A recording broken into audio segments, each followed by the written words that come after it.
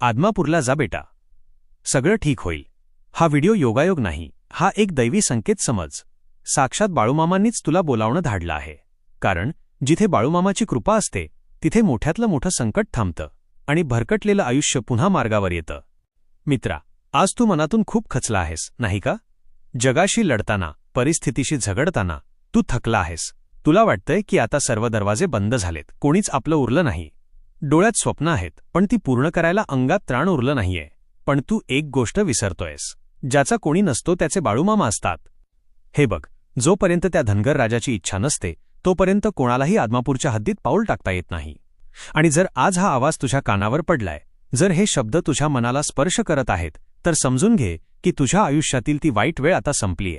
तुझ्या बापाने, तुझ्या माऊलीने तुला जवळ बोलावलं आहे.